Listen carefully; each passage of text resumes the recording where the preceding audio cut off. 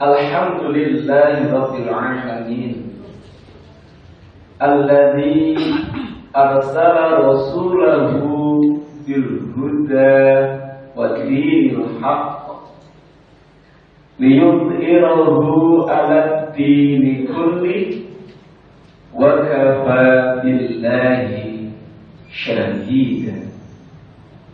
Asyhadu an la ilaha illallah wahdahu la syarika lah wa asyhadu anna Muhammadan 'abduhu wa rasuluh la nabiyya ba'da. Ya ayyuhalladzina amanu taqullaha ittaqullaha haqqa tuqatih wa la tamutunna illa wa antum muslimun. Segenap jemaah,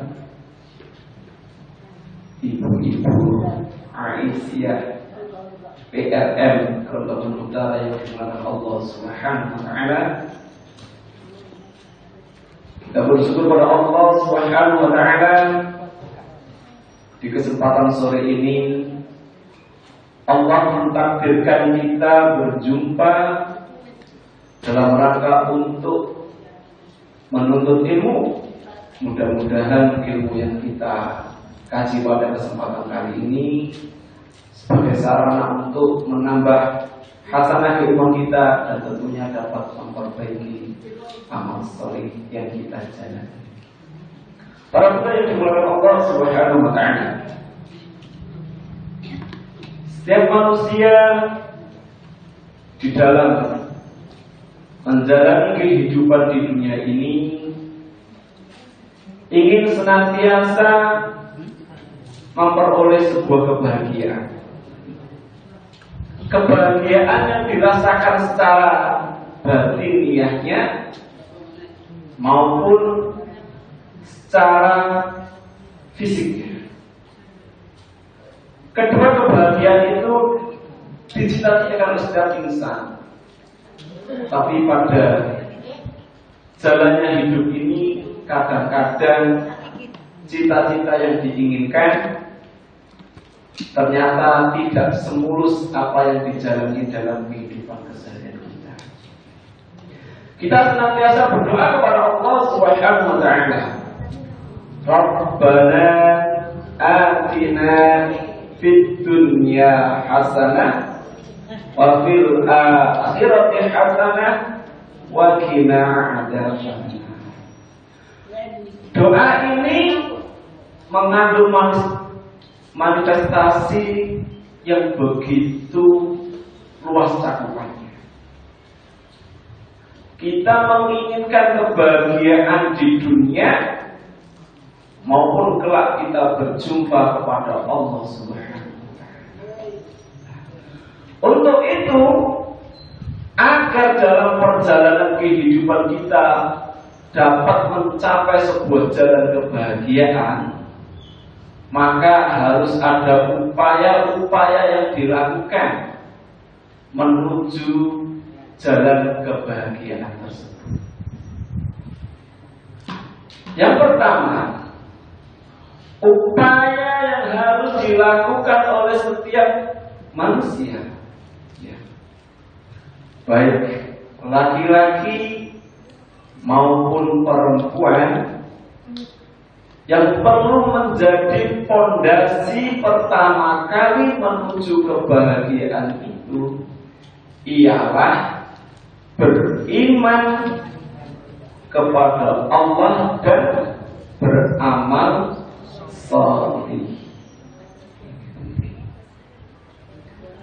Untuk itu kita bisa mentadabburi, ya, di dalam Al-Quran surat An-Nahl surat yang ke-16 ayat yang ke-97.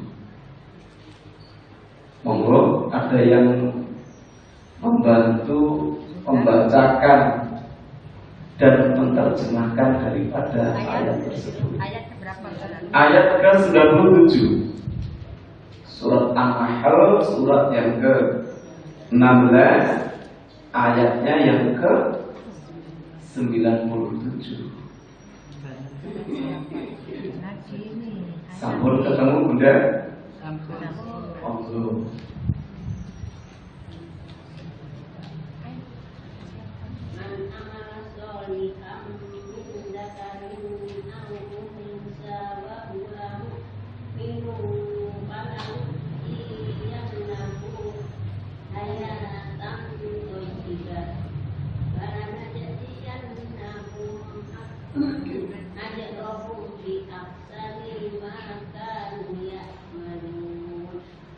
Barang siapa mengerjakan kebajikan, baik laki-laki maupun perempuan dalam keadaan beriman, maka pasti akan kami berikan kepadanya kehidupan yang baik, dan akan kami beri balasan dengan pahala yang lebih baik dari apa yang telah mereka kerjakan.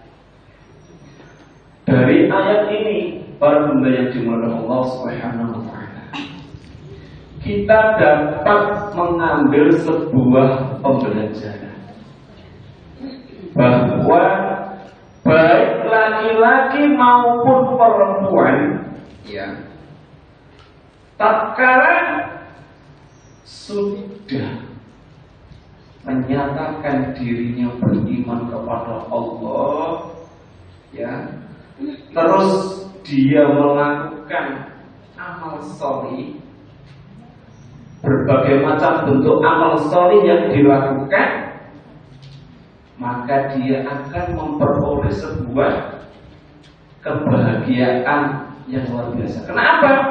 Karena semua amal sholih yang dilakukan, Allah akan memberikan balasan melebihi amal sholih yang dia lakukan. Contoh bentuk amal sholih yang bagaimana yang bisa dilakukan oleh setiap insan.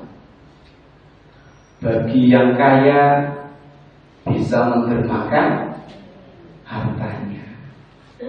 Sebagian untuk memenuhi kebutuhan hidupnya, sebagian dibelanjakan di jalannya Allah melalui zakatnya, melalui sedekahnya, untuk diberikan kepada orang-orang yang membutuhkannya.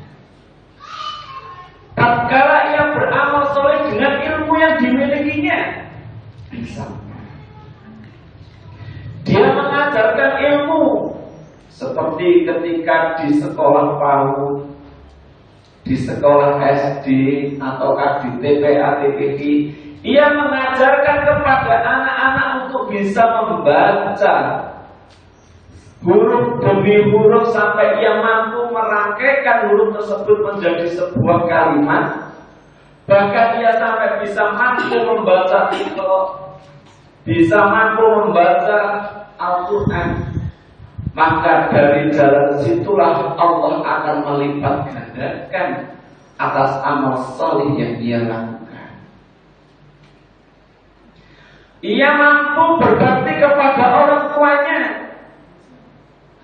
sekalipun dengan kekuatan fisiknya, misalkan ketika ibunya mau ke kamar kecil karena ibu tidak bisa jalan dengan baik, ia membantu menuntun ke kamar kecil.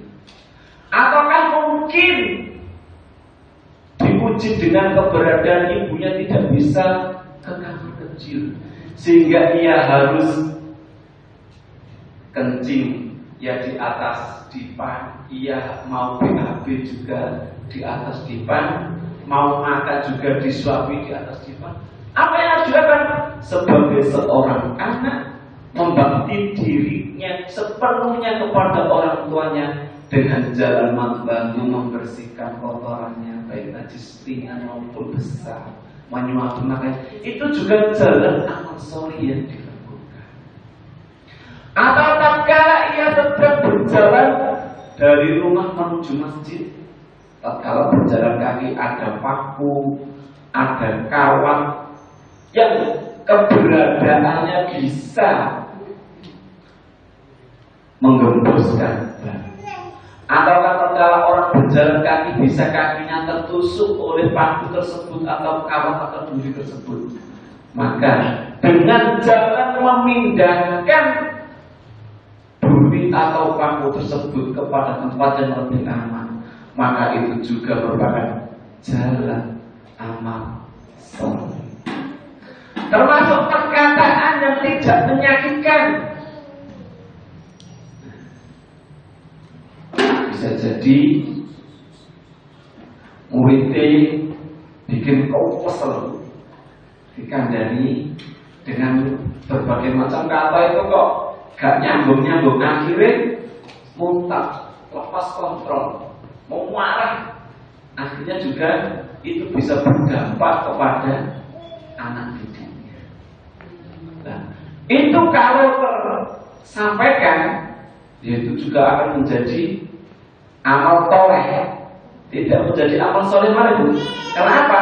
Dengan jalan sakitnya kata-kata yang dilontarkan kepada anak didik, sehingga anak didik juga menerima kata-kata itu terus dicoba diucapkan kembali kepada mungkin rekan-rekannya, atau tatkala pulang kalau marah tadi didengarkan, akhirnya dia marah kepada ibunya, maka itu menjadi jalanan amal soleh, bukan amal soleh lagi.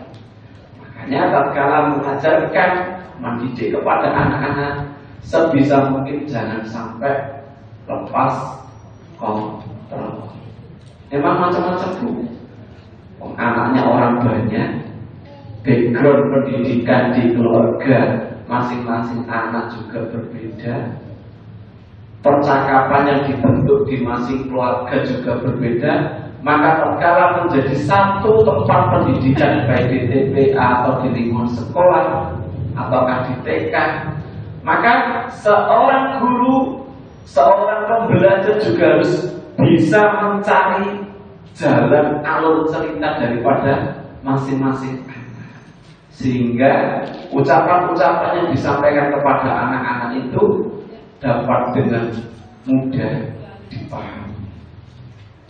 Termasuk juga bu, amal soleh yang tidak kalah penting bagi kita semua yang hadir. Ya, tatkala kita bercakap-cakap dengan pasangan kita, ataukah dengan anak-anak, ataukah dengan ibu kita, kalau kata-kata itu yang kita ucapkan dengan kalimat yang santun, maka itu juga bisa menjadi jalanan amal soleh. Orang yang dimana Allah Subhanahu wa Ta'ala, orang yang senantiasa menyatakan dirinya beriman kepada Allah Subhanahu wa Ta'ala, terus ia melakukan amal soleh dengan tulus ikhlas, dengan sungguh-sungguh, maka Allah memberikan garansi yang luar biasa. Innal ladzina amanu wa 'amilus shalihati lahum jannatun. Orang-orang yang beriman dan beramal soleh, beramal soleh yang dimaksud adalah mengerjakan kebajikan sebagaimana tadi yang kita jelaskan, maka ia akan mendapati sebuah fasilitas garansi, yaitu surganya Allah Subhanahu wa Ta'ala, di mana di dalamnya itu penuh dengan sebuah kenikmatan, dan itu kekal yang dijanjikan oleh Allah Subhanahu wa Ta'ala. Adakah yang hadir di kesempatan ini punya cita-cita yang sama sebagaimana ayat tadi? Tentunya semua berkeinginan untuk mendapatkan surganya Allah Subhanahu wa Ta'ala, sehingga itu butuh effort yang besar para bunda yang dimuliakan Allah. Kita berupaya sungguh-sungguh bagaimana kita menjaga keimanan kita. Panjenengan kalau mirsani, mohon maaf, ada yang diuji dengan sesuatu hal sehingga kadang-kadang ia tidak mampu mempertahankan keimanannya, bahkan ia harus berpindah agama karena untuk mendapatkan kebahagiaan semu, kebahagiaan di dunia. Di antaranya apa Bunda? Punya harta yang banyak mungkin karena diuji dengan harta tadi, ataukah dia diuji karena ingin mendapatkan istri yang cantik yang berbeda agama sehingga ia rela mengorbankan keimanannya hanya untuk mendapatkan istri tadi yang berbeda agama, atau karena diuji dengan jabatan karena pemimpinnya itu pemimpin kafir misalkan, kalau kamu mau pindah agama aku memberikan kedudukan, misal diuji dengan jabatan, bisa jadi ia tidak mampu mempertahankan keimanannya karena ingin mendapatkan kebahagiaan semu sehingga ia rela mengorbankan keimanannya kepada Allah. Ataukah ia diuji dengan harta sehingga ia lupa kepada Allah Subhanahu wa Ta'ala karena sibuk menghitung-hitung harta yang dimilikinya, sehingga lalai tidak sempat beramal soleh, sibuk menghitung harta terus, lupa kepada Allah Subhanahu wa Ta'ala. Itu juga bisa menggelincirkan seorang kepada kemaksiatan. Sudah cukup banyak contoh-contoh itu. Maka kita juga harus berupaya bagaimana sisa usaha yang kita jalani ini kita mampu mempertahankan keimanan kita.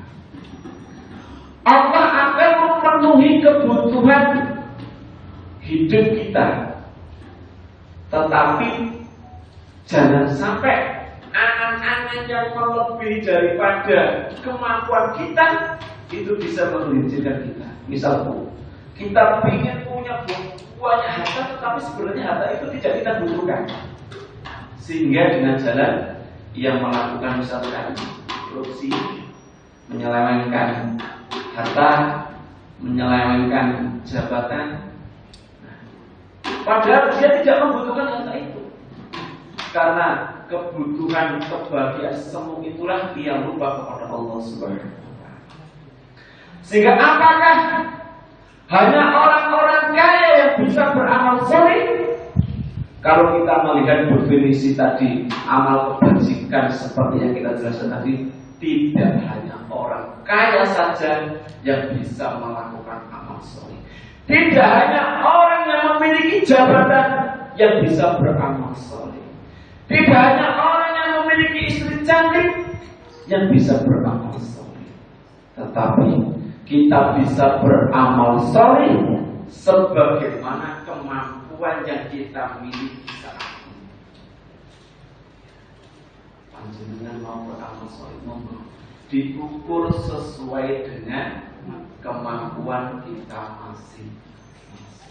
Insya Allah itu akan bisa kita lakukan. Kalau Imam Ghazali memberikan definisi yang begitu banyak,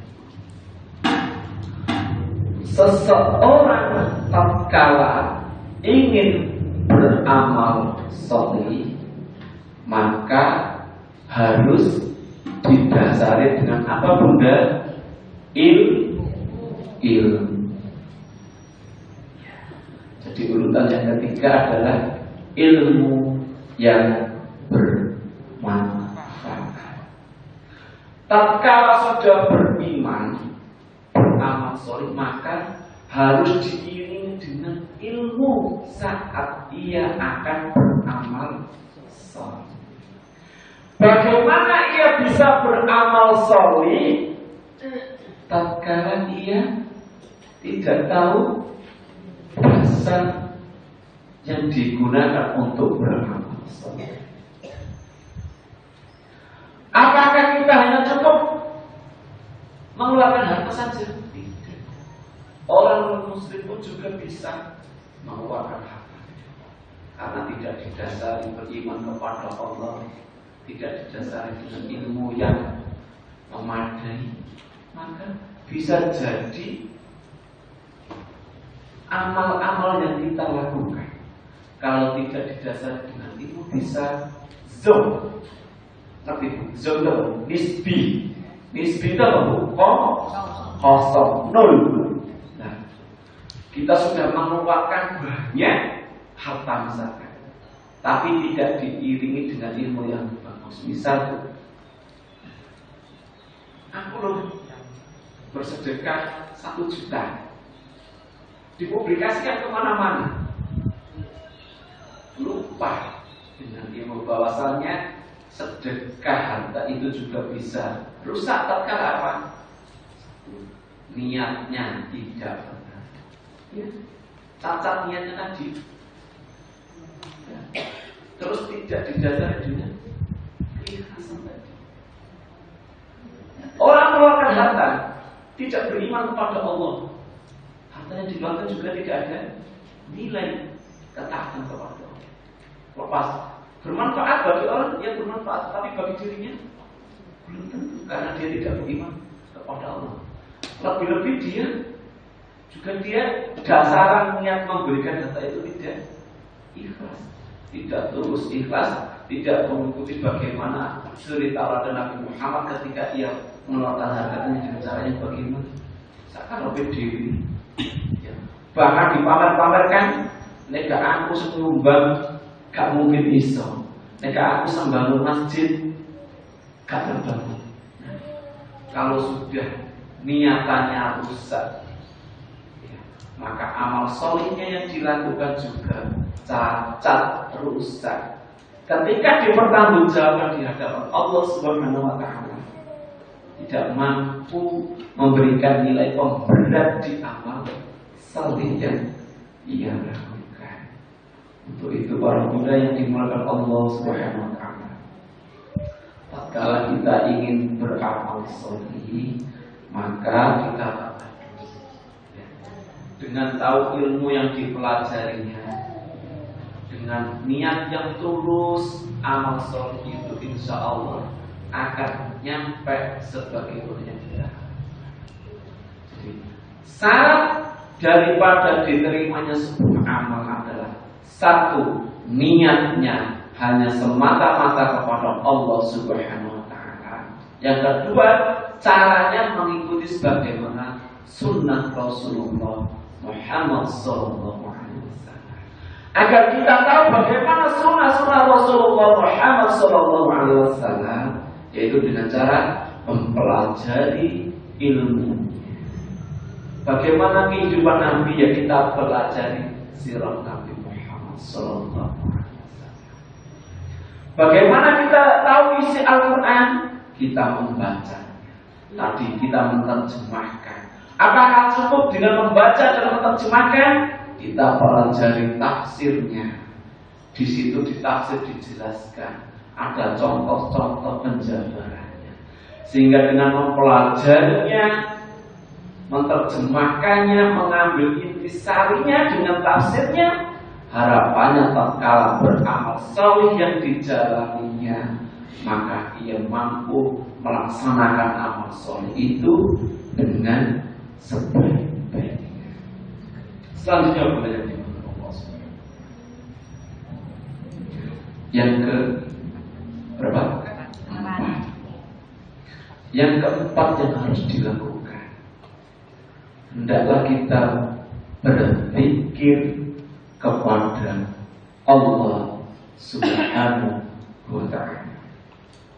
Kenapa Bunda? Dengan kita berzikir kepada Allah Subhanahu wa Ta'ala, maka hati akan menjadi tenang. Dengan mengingat Allah, maka hati akan menjadi tenang. Dalam Al-Quran surat Al-Qadr ayat yang ke-28, surat yang ke-13 ayat yang ke-28. Ada yang mau membantu? A'udzu billahi minasyaitonir rajim. Alladzina amanu wa tatma'innu qulubuhum bi dzikrillah. Ala bi dzikrillah tatma'innul qulub. Yaitu orang-orang yang beriman dan hati mereka menjadi tentram dengan mengingat Allah. Ingatlah, hanya dengan mengingat Allah hati menjadi tentram. Para budaya dengan Allah Subhanahu wa Ta'ala. Orang kadang-kadang gelisah, takut, gundah gulana, terus khawatir. Itu bisa jadi lantaran karena bermain dengan akal pikirnya sendiri. Ya. Perbanyak angan-angan. Aku pun wis sugih, aku pengen ini. Aku pun wis duwe jabatan, aku pengen ini. Aku pun wis duwe mobil, aku pengen ini. Semakin banyak angan-angan yang dipikirkan, maka akan menjadikan hati seseorang itu semakin tergoncang. Ia tidak semakin mampu bersyukur kepada Allah atas nikmat yang dimilikinya, maka hatinya itu akan semakin gundah. Semakin ia melihat kekayaan orang lain, ia tidak mensyukuri nikmat yang dimilikinya saat ini, maka kalau tadi bahkan bingung, kok iso ya? Podo mangan sego, uripe ya podo 24 jam. Aku kok miskin, kok kaya. Kalau kita sibuk seperti itu, Bunda, maka hati kita itu semakin akan hari semakin mengeras. Kalau bingung, gundah, ya. Tetapi lain halnya, tatkala ia melihat ke bawah, kita diberikan pahala cukup, tiba-tiba kita melihat sosial media, atau mungkin di tetangga sekitar kita ada orang yang cacat, misalkan secara fisik, sedangkan kita diberikan keutuhan secara fisik kita bagus. Kita kadang-kadang lupa nggak sempat bersyukur. Kalau kita melihat seperti itu, maka kita akan bisa bersyukur kepada Allah Subhanahu. Tatkala kita diberikan harta yang cukup, kita datang ke panti, maka bisa jadi hati kita yang tadi itu melihat kekayaan orang lain, kita bingung. Kita datang ke panti melihat anak tidak punya orang tua, tidak punya kekayaan apa-apa, maka bisa jadi itu akan mengobati kegundahan, gulanan, resah pada diri kita. Tatkala kita melihat di keberadaan kita ini sudah tidak bisa tenang, kita bayangkan bagaimana di Palestina. Jangankan dia mikir apa yang akan kita makan hari ini, dia untuk mencari ketenangan diri agar tidak kesasar bomnya Israel saja itu sudah bingung. Bagaimana anak kecil tertindak bongkahan gedung, anak kecil sampai badannya carut marut, terbunuh, suaminya terbunuh, istrinya terbunuh. Tidak ada ketenangan. Kalau kita bisa bayangkan itu dengan keberadaan kita, mungkin kita akan bisa bersyukur. Kita tidak perang di negeri kita. Dari hal yang demikian ini, Bunda, dengan jalanan kita mengingat-ingat banyaknya nikmat Allah yang telah diberikan kepada kita, insya Allah itu bisa mengendalikan hawa nafsu yang ada pada diri kita. Kita diberikan kebebasan bernafas 24 jam tanpa menggunakan alat bantu.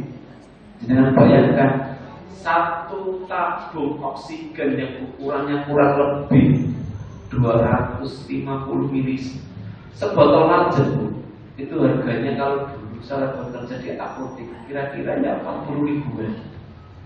Itu hanya bisa dipakai kurang lebih paling banter 15 menit. Sedangkan kita menghirupnya nafas itu dalam satu hari itu 24 jam. Misalkan kalau setiap 15 menit itu dihargai 40.000, ya, kalau satu jamnya itu ada 60 menit, berarti anggap saja 60 menit dibagi 4, ya, dikalikan 40.000 dikalikan 24 jam. Terus kita sudah usia berapa hari, Bu?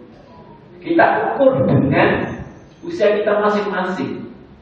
Sungguh maha besar Allah atas nikmat kita bisa bernafas bebas tanpa bantuan. Itu baru satu. Kita diberikan kemampuan untuk bisa melihat. Jangan bayangkan orang yang tidak bisa melihat dengan dibantu tongkat. Kadang-kadang ya keblok dibujui umum. Bagaimana mau ngambil sesuatu nggak bisa karena nggak bisa melihat. Bagaimana dia mau membaca Al-Quran karena tidak diberikan nikmat penglihatan. Sehingga dengan jalan seperti ini kita bisa mensyukuri nikmat melihat. Maka tentu itu juga bisa akan menantangkan jiwa kita. Mungkin kita diuji dengan sedikitnya harta sehingga kita banyak hutang. Seminggu mungkin didatangi kakek-kakek, Bu, bayar hutang hari ini. Minggu depannya lagi didatangi. Kadang-kadang itu juga bikin hati gundahu. Mohon maaf, ada sebuah kasus yang mungkin kalau panjenengan pernah melihat atau mendengar seorang petugas rental atau bukan rental apa tuh kayak seperti Alfa, Indomaret, franchise. Ya. Ternyata disibukkan dengan pinjol. Nyuwun ngapunten, mungkin ada yang jamaahnya pada kesempatan ini yang sampai terlibat sebisa mungkin itu dihindari itu. Kasusnya itu sampai menumpuk-numpuk sehingga ia frustasi. Akhirnya hatinya cukup, Bu. Sudah tidak bisa bagaimana membedakan mana yang hak dan batil, lupa kepada Allah. Akhirnya dia ambil jalan pintas. Akhirnya mengakhiri kehidupannya dengan cara yang tragis. Maka bagi kita sebisa mungkin, kalau masih kita bisa memenuhi kebutuhan jangka pendek kita seperti kebutuhan keseharian kita dengan cara tidak berhutang, maka hindarkanlah hutang dengan pihak-pihak yang demikian itu. Baik itu rentenir yang nampak tatap muka ataukah dengan pinjaman online, sebisa mungkin itu dihindari. Bu, apakah kita tidak boleh berhutang? Kalau memang itu sampai terpaksa tidak bisa memenuhi kebutuhan kehidupan keseharian kita, untuk yang kita makan hari ini, kita usahakan minjam yang terdekat, Bu. Jangan sampai yang tidak nampak dengan kasat mata kita, seperti pinjaman online, jangan sampai itu dilakukan. Kalau kita bisa punya saudara, libatkan saudara terdekat kita. Ya, kalau berkecukupan. Bagaimana kalau tidak berkecukupan? Dengan tetangga. Tapi yang perlu diingat, Bunda, hati-hati dengan hutang piutang. Jalanan hutang piutang itu dampaknya besar. Bisa merusak silaturahim, bahkan juga bisa merusak hubungan saudara dengan keluarga, bisa merusak hubungan bermasyarakat. Contoh kecil, pinjemi uang Pak, Bu, besok seminggu lagi kita kembalikan. Ternyata seminggu tidak, komitmen akhirnya lewat. Janji lagi, seminggu lagi, lewatkan. Kadang-kadang yang demikian ini akhirnya merusak hubungan. Bahkan sesama saudara itu bisa tidak akrab gara-gara hutang piutang. Wis kepepet giliran ketika diminta balik pinjem enggak akhirnya Pak dibandingkan Bu ketika dia dapat pinjaman dengan tetangga. Hubungan sejarah rusak akhirnya dibanding aku loh, saya enggak ada hubungan sejarah. Tetangga itu apik timbang dulu. Kadang-kadang sampai kayak gitu. Dan sebisa mungkin hal-hal yang demikian ini jangan sampai terjadi. Jadi tolong coba dikelola hati kita. Semakin seseorang itu bisa menata hatinya, maka dia akan cenderung kepada kebajikan. Tetapi kalau ia tidak mampu mengelola hatinya dengan baik, maka akan kepada kemaksiatan, kepada keburukan. Kalau kepada keburukan, makanya apa dampaknya? Ya gundah gulana, ambil jalan pintas dan berbagai macam jenis. Dan yang terakhir, bunda yang dimulakan Allah Subhanahu wa Ta'ala, yang perlu kita lakukan, hendaklah kita berdoa. Ikhtiar dilakukan. Kita sebagai manusia, maka kita harus melaksanakan. Kita secara fisik bergerak, beraktivitas, berupaya dengan maksimal. Maka jalan berikutnya juga harus berdoa kepada Allah. Ya. Sebagaimanapun aktivitas yang dilakukan, tatkala Allah tidak mengijabahinya, ya, tidak merestuinya, bisa jadi apa yang kita upayakan itu tidak berhasil. Ya.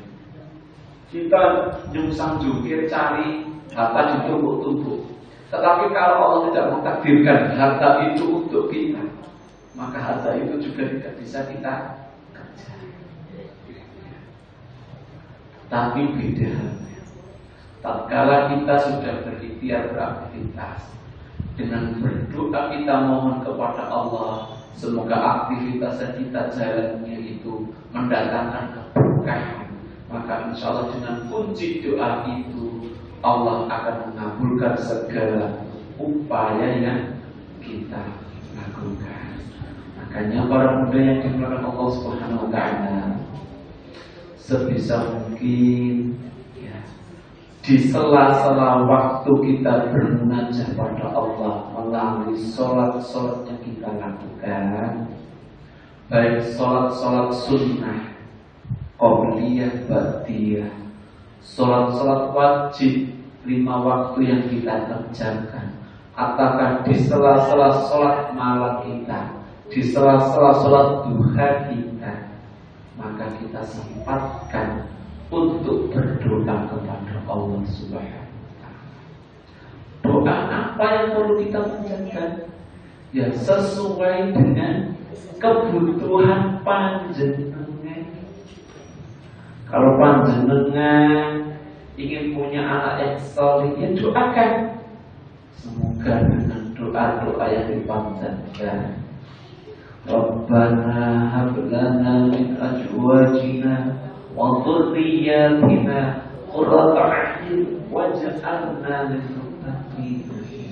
Kita panjatkan.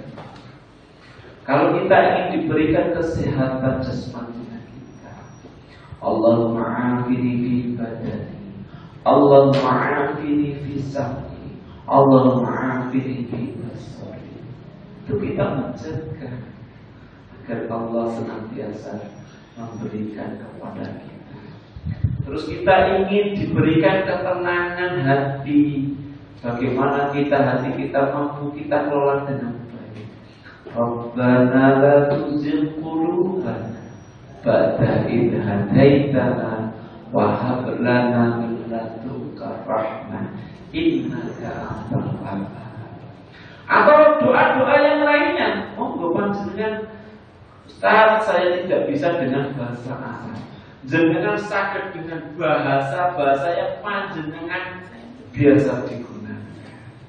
Kalau biasa bahasa Jawa, ya gunakan bahasa Jawa yang panjenengan pahami, panjenengan matur kepada Allah, Gusti Pangeran panjenengan.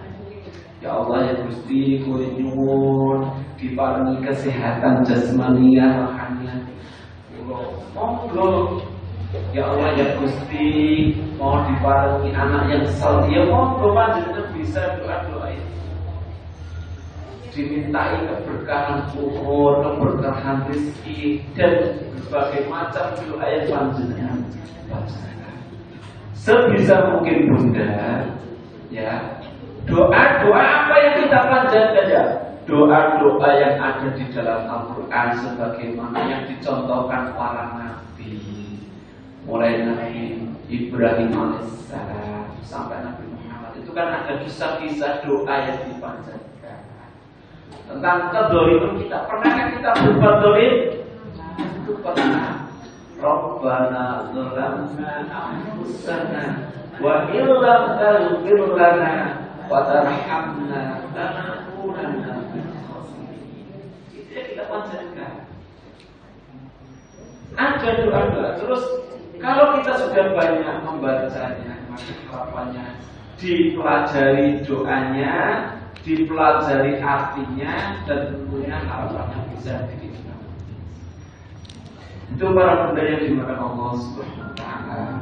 Pada kajian kali ini, mudah-mudahan segenap materi yang sudah kita sampaikan, mudah-mudahan mampu kita perdalam, mampu kita ambil intisarinya, sehingga harapannya mampu kita implementasikan dalam kehidupan kita. Demikian, kalau ada yang mau didiskusikan, monggo. Kalau tidak ada, kita akhirkan kajian kali ini. Monggo Bunda. Monggo. Tapi kita ngomong sama keluarga ikhlas Ustaz, tapi maksud saya itu supaya biru gitu loh. Kita sama ini anaknya ya, tulang siapa? Ustaz, bagaimana kita bersedekah kepada keluarga? Bolehkah? Boleh. Yang dimaksud bersedekah kepada keluarga itu kan dimaknai tidak hanya keluarga intisar kita. Keluarga terkecil yang terdiri dari suami, istri, dan anak. Keluarga besar siapa? Saudara daripada kita, saudara daripada ibu, ataukah saudara daripada suami istri pasangan kita, saudara daripada ibu, saudara daripada saudara daripada bapak boleh. Bukan gini Ustaz, kita bersedekah ke orang lain, cuma kita doa malu, ngasih apa itu ya? Sedekah ditampakkan kepada orang lain, tapi kepada keluarga sendiri. ya, artinya bukan agar tidak timbul rasa riak di saat kita bersedekah. Ya. Yang pertama yang harus dilakukan tatanya. Ya. Bagaimana caranya? Salah satunya sebelum kita bersedekah, beristighfar terlebih dahulu. Ya. Mohon ampun kepada Allah. Baru tatanya panjang. Bolehkah kita bersedekah dengan sembunyi-sembunyi dan terang-terangan? Boleh. Nah, agar sedekah ini bisa mencapai jalan kebajikan menjadi amal soleh, maka perkuat niat terlebih dahulu. Jangan sampai di saat kita melepaskan harta kita terbesit nilai-nilai ya keangkuhan dari dalam diri kita, apa? Pamer, ya, ada ria, ada ujub, nah, itu bisa menggugurkan sedekah kita. Ataukah di saat kita sedekah itu sudah ikhlas, tetapi di kemudian hari tiba-tiba terbesit di hati kita Awalnya kelas Bu, aku yang sedekah jam dinding itu rusak Bu. Bisa jadi di saat itu timbangannya bagus, tetapi berjalannya waktu kita tidak mampu menjaga mana kita. Akhirnya kita pakai jam dinding yang kita sedekahkan tadi, maka jadi rusak. Awal diterima karena ini rusak, tentunya akan mengurangi beratnya amal soleh kita. Kalau semakin berat riaknya kita lakukan dengan amal soleh tadi, tentunya jauh lah. Jadi daunnya gugur dari pohonnya, Allah akan mencatat semua. Kebaikan kita yang akan dicatat, keburukan kita juga akan dicatat. Tatkala di yaumul hisab, dipertimbangkanlah mana yang berat dari amal soleh kita. Apakah amal soleh yang berat ataukah kemaksiatan yang kita lakukan? Nah, bagaimana caranya agar saudara-saudara kita ini bisa ikut beramal soleh? Kalau panjenengan bisa mengajak, ya panjenengan aja. Misalkan ada banyak kegiatan di Aisyah, ada program centelan, ada bersedekah bergilir, ada apa itu namanya seperti Jumat berkah, ada buka puasa. Ya monggo panjenengan kalau bisa mengajak dengan jalan yang baik, panjenengan lakukan. Terus bagaimana Ustaz kita bisakah bersedekah kepada keluarga? Ya. Kalau kepada orang tua, namanya bukan sedekah jannah. Sebisa mungkin orang tua itu menerima sedekah kita. Kenapa? Kita sendiri itu hartanya orang tua. Lah kok kita memberikan sedekah kepada orang tua? Ya. Sebisa mungkin sebelum orang tua kita minta, ya, beri terlebih dahulu. Ya. Jangan karena kita emang akhirnya sedekah tak kayak keluarga ya. Jangan seperti itu. Ya. Sebisa mungkin orang tua itu kita beri bukan dalam rangka sedekah, tetapi bagaimana kita mengabdikan diri kita kepada orang tua, itulah jalan yang terbaik. Ustaz, saya tidak bisa memberikan besar. Orang tua tidak meminta berapa besaran harta yang kita berikan. Kita mampu memberikan sekotak nasi bungkus kepada orang tua, tidak apa-apa karena kita mampunya itu. Kita mampu memberi sebulan misalkan 500.000. Kalau memang kita mampunya itu berikan. Kalau kita mampunya 1 juta, ya berikan 1 juta. Kalau kita mampu 5 juta, kalau mampu ya berikan. Karena itu bagaimana bentuk abdi kita kepada orang tua. Apakah orang tua kandung saja? Tidak. Oh, kita punya istri juga punya orang tua. Yang mertua kita juga kita muliakan. Apakah besarannya harus sama? Kita lihat bagaimana kalau misalkan orang tua kita itu lebih mampu, berkecukupan, sedangkan mertua kita ini kondisinya kurang mampu. Dan tentunya ya jenengan bisa mengukur agar orang tua mertua kita ini tidak sampai dikatakan orang miskin oleh orang lain sehingga dia memberikan sedekah. Ya, sebelum orang lain memberikan sedekah kepada orang tua kita atau mertua kita dahulukan. Kita muliakan mertua kita muliakan orang tua kita. Kalau kita mampu menghajikan, ya dihajikan. Kalau kita mampu umrohkan, ya diumrohkan. Itu jika terus bagaimana kita bersedekah kepada mungkin saudara kita yang sudah menikah tetapi kondisinya kok belum berkecukupan, boleh kita membantu kepada saudara kita. Tidak apa-apa. Terus saudara dan istri kita misalkan kok juga tidak mampu, boleh kita membantu. Kalau masih ada kelebihan, kumpulkan.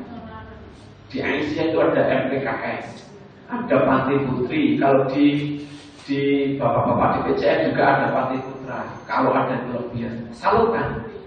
Ada TK, ada SD, kebutuhan bangun gedung SD, kebutuhan bangun gedung TK.